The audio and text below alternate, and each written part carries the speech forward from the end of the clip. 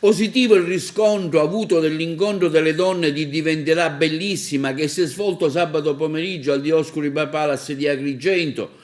Tante le donne attiviste del movimento, consiglieri comunali, sindaci, provenienti da tutte le parti della Sicilia, che hanno voluto dare il loro contributo raccontando la loro esperienza tra la gente e all'interno del movimento.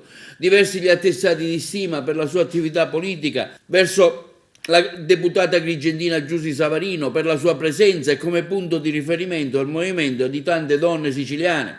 Al termine il governatore ha voluto chiudere il suo intervento con l'incitamento ai presenti ad andare avanti, certo che il centrodestra unito riproporrà la grande coalizione attorno alla sua persona. Le donne è sempre importante incontrarle in qualunque momento, perché la donna ha una marcia in più, perché la donna ha una sensibilità in più e in politica soprattutto la donna è un valore aggiunto. Noi vorremmo che nell'impegno politico si moltiplicasse la presenza delle donne, molto spesso per chi è moglie, per chi è madre, per chi è lavoratrice diventa difficile dedicare tempo alla politica, eppure la politica in questo momento ha, soprattutto in questo momento, tanto bisogno della sensibilità della donna. Ecco perché con l'onorevole Savarino e con gli altri parlamentari abbiamo concordato questo incontro.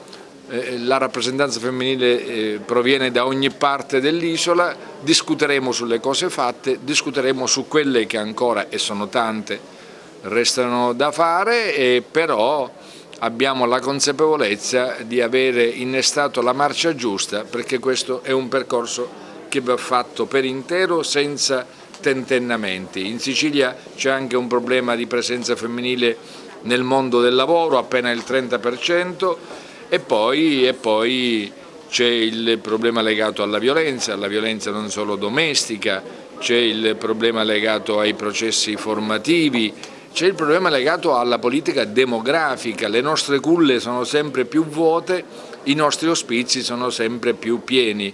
E di questo una classe dirigente non può non farsi carico. Lei si ritiene soddisfatto dell'opera che ha fatto verso le donne durante il suo governo? Io mi ritengo soddisfatto delle politiche sociali che abbiamo avviato, se si tiene conto che abbiamo iniziato da una condizione di obiettiva difficoltà, nel senso che le risorse nel passato verso le politiche sociali per le donne non apparivano sufficientemente copiose. Abbiamo fatto con il nostro assessorato, ma con un coordinamento di tutti gli assessorati, tutto quello che potevamo fare, ma quando parliamo di politica femminile parliamo soprattutto con l'onorevole Savarino, che non perché donna, ma perché deputata ad occuparsi di questa materia ha potuto approfondirla, e poi, se mi consentite, c'è la sensibilità della donna. La donna in questi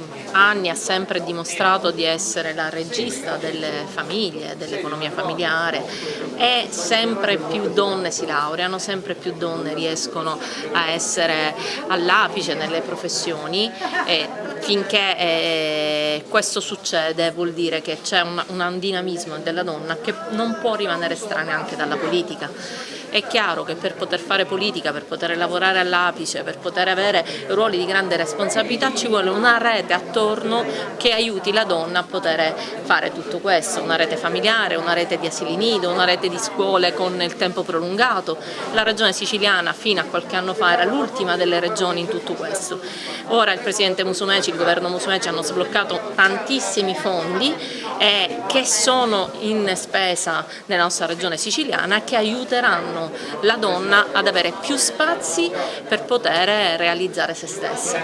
Questo è il senso di questa giornata, dare voce a queste donne che in questi anni abbiamo in qualche modo accompagnato e fatto crescere, quindi una nuova classe dirigente giovane e anche femminile, e dire che una volta che questa voce la donna ce l'ha, vuole farla sentire ovunque, ma ripeto, senza rivendicazionismo. Io ieri prima di venire qui ho spulciato un poco di buone letture e cercavo una dichiarazione della Merkel sull'essere donna in politica, non ne ho trovato uno.